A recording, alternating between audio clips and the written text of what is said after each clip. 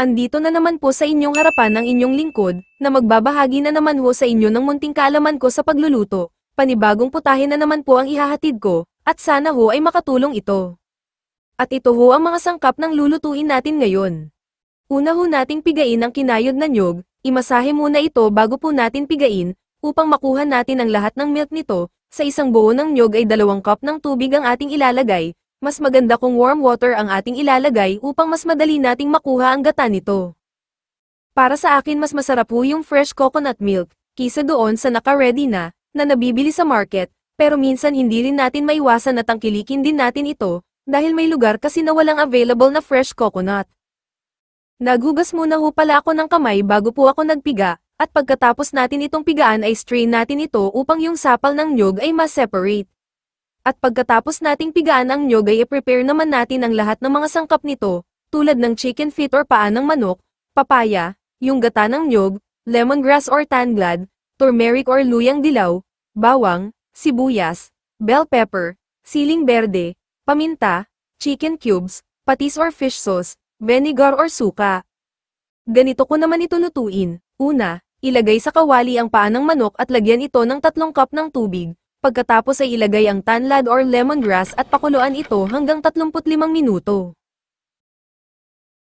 At pagkatapos ng 35 minuto ay ilagay na ang papaya, muli itong lagyan ng 2 cup ng tubig at pakuluan itong muli sa loob ng 10 minuto.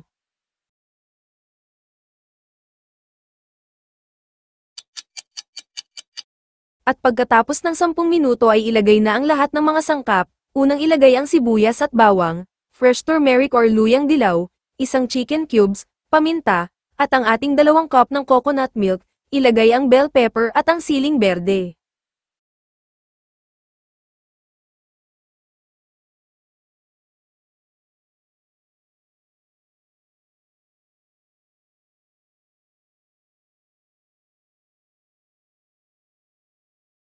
Palaging haluin ito upang hindi magbuo-buo ang gata ng niyog, hayaang medyo lumapot ang gata at ilagay na din ang patis or fish sauce, haluin itong muli, at lagyan ito ng kaunting suka or vinegar, maghintay muna ng mga 3 minuto bago haluin upang hindi mahilaw ang suka na ating inilagay kanina. Naglagay nga ho pala ako ng suka dito para hindi agad ito masira.